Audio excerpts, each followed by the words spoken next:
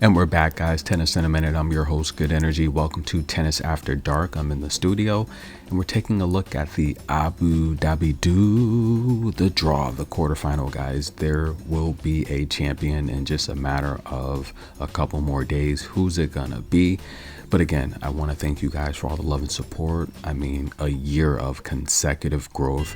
Thank you so much. Actually, it's been longer than that, but January, our biggest month, last month, the biggest month ever for the channel. I'm taking it a little easy this month, as you probably have noticed, but thank you again for the love and support. And if you want to support, you can always hit the super thanks. You can drop a heart in the comments or leave a positive comment. Good energy. These days, look, it's all about the good energy, right? But if you are too shy to drop a comment, it's okay. Just hit the like button. I can't see who likes the videos anymore unless you're a top liker. So just hit the like button. I do appreciate it. But nonetheless, I don't do it for likes or views. Like I say it all the time. If I did, I would have stopped a long time ago. I mean, so many thousands of videos, you know, with very little likes or anything. For me to continue doing this, it's because, look, it's the love of the sport. Tennis is life. So thank you guys that do support and show love. Again, it goes a long way. I appreciate it. But tennis is life. We're going to be doing this all the time because it's for the love of the game and helping grow the WTA. I think a vision that I have, I do see the WTA coming back to public television pretty soon, you know, like the NBCs, the ABCs, the Foxes. I do see it coming, CBS in particular. I do see it coming back to main TV soon because the sport, it's getting popular, and it's channels like this that are helping grow the sport with continuous coverage, and it's you guys that come back and listen. A lot of our subscribers are in the US, but to be honest with you, it does vary month to month depending on who's playing. You know, if Coco's in a big match, most of the listeners are probably going to be from the US, but overall it's about 50-50. So right now, I just checked the analytics. 48% of our views come from the US, so a lot more are coming abroad, and 30% of the subscribers now are female. So thank you to all the new. And again, last video I talked about how she had that rant of, you know, about all the professional announcers and courtside commentators not saying her name properly, and she snapped. She really lost her cool. And the running joke after that was all of the announcers literally had these segments on. I think it's on purpose. I think they're trolling her. And sometimes I troll too, you know, with these pronunciations. I really do, because it gets, you can tell, you know, when people come to the comments, it gets them irritated. You can tell the narcissist. So sometimes I'll do it on purpose to see who takes the bait. Baseliner, she literally has the ability to back opponents up 8 to 10 feet behind the baseline with her high bounce. She's solid. She's very strategic. And she's very smart. And the thing I like about Elena Rybakina is if she is in trouble during a match, she can go to her coach for answers. So her in-match adjustments are superior and top-notch. Christina Buxa, I've liked what she's done with her power lately. I've said the problem she's had stepping up to the main tour has been her power. She's coached by her father. So, you know, nothing big and fancy there. He's basically helping guide his daughter the best way he can, and I think he's done an amazing job. I mean, she's here after taking out Wong and Heather Watson. Watson, I just felt, ran out of gas. She's played a lot of tennis. I mean, which probably really weren't days off. I mean, you figure the recovery is shorter than ever playing such a grueling schedule. Rybakina finds herself here after taking out Danielle Collins. Started a little slow.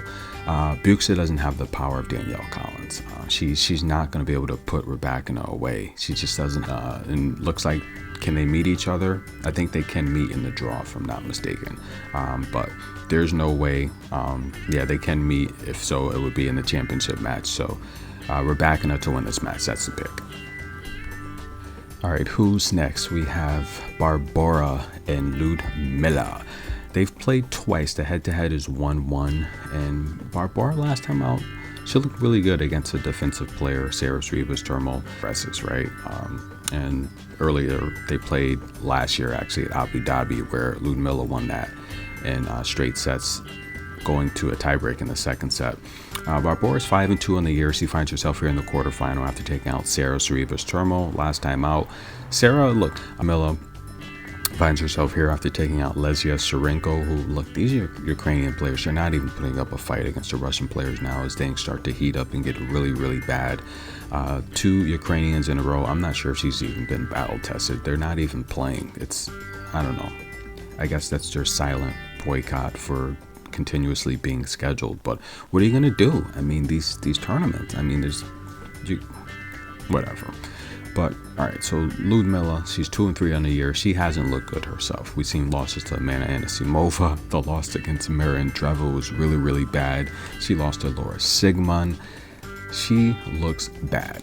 But, again, I say it all the time. I think Ludmila's a front runner. She's going to play her best tennis in the first set. She does not play well from behind. I think she plays injured a lot of the times. And she's tough. If Barbora wins, I think she's going to have to do it in 3. I like Ludmila to win the first set on the money line. That's the pick there. I think Ludmila comes out fast. She plays strong. She'll get the victory in the first set. And we're going to see if she can hold on because, I mean, I think she ended last year looking really good with her drop shots. If she goes to her drop shot early to get Barbora likes she likes to strike the ball. She likes to be stationary, but she's got good angles. She can step up. If Ludmila gets Barbora moving, it's going to be a long day for Barbora, and I think she'll do that in the first set at least, and I think she can overpower Barbora with her forehand as well. So I like Ludmila to win the first set. Next up, we have Sorana Cirstea taking on Dasha Kina. Look, that's my name. Don't take it. If you do take it, give me credit. The Greek goddess, you guys know I started that. Zachary, the Greek goddess, that's me. Yeah, Dasha Kina, listen. Sorana Cirstea. This is a matchup here where Dasha, look, we all know she's not the best server. Sorana is a good returner. In terms of stamina, I would give her the stamina edge against the older player here, but Sorana's the giant killer, guys. She steps up. She plays well against taller opponents, right? She plays well when she's the underdog. These two ladies have played twice, both coming on clay. Nothing recent though. Now Dasha finds herself here after taking out Diane Perry, an amazing defensive player, one-handed slice. Ashlyn Kruger, an amazing aggressive baseline, a very powerful, strong server, young talent from the USA. Sorana took out Caroline Garcia and Zachary. 2 very elite, strong players, but that's when she plays her best. She plays her best when she is the underdog, right? When she's in a match where, the competition is more equal and level. She doesn't necessarily play up to her standards. Sometimes she plays down to her competition. Now, Dash is the type of player where she can't really put you away, right? She's going to let you hang around and beat yourself with mistakes because we all know she's not the best server, but she's a good returner. She can step up and win these games. I think Dasha wins the first set. That's the pick there. I think she's going to come out and it's probably going to be sloppy. She'll be broken. She'll find a way to hold with a break and win the first set. So that's the pick there. I'll take Dasha to win the first set. Who's next?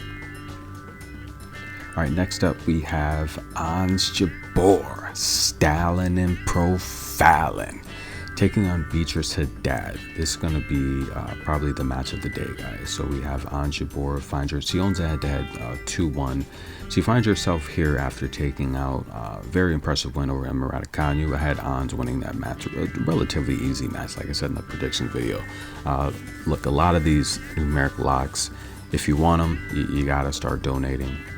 Show a little bit more support. Like the video. You don't necessarily have to comment. Just drop a heart. But yes, there's been a ton of numeric locks in this tournament, and there's several on the board today. There's a lot of locks on the board today that I see. This is a matchup here where Ons, the head-to-head is 2-1. And the last time they played, Beatriz won though at the French Open. That was very disappointing. Ons, that was a quarterfinal.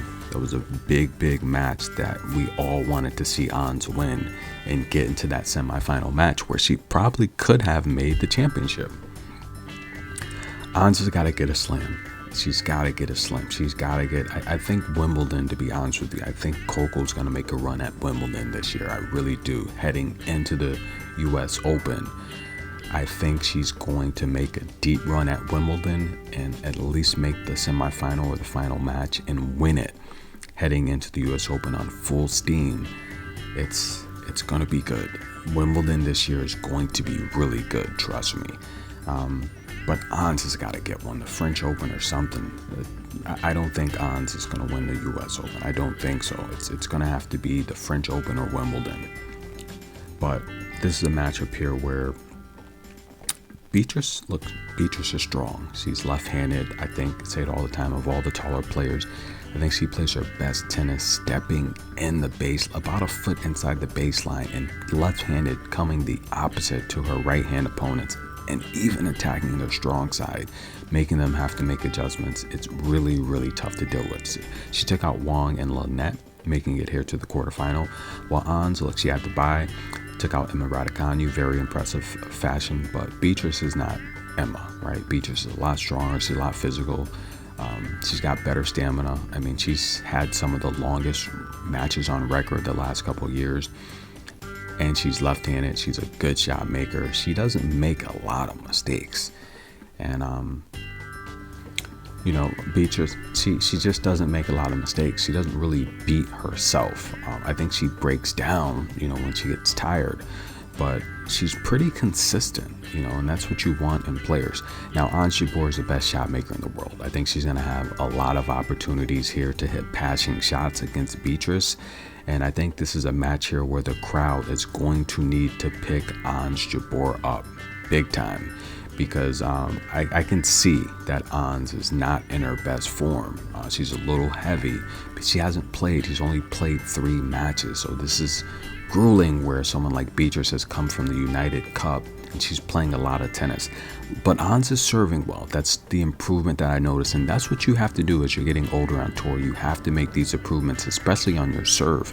8 aces last time out, 80% of her first serves, consistent with the break points. The first set, we're going to take the first set over 8.5. I think both ladies will hold. And I think it's going to be a seesaw battle. Like Beatriz is the type of player where she's consistent. She's going to win service games. A lot of her matches go over because, like I said, she doesn't really beat herself. And Jabeur, I think, is going to have a lot of opportunities to score passing shots on Beatriz as Beatriz steps in forward. Ons is going to come across court with her angles.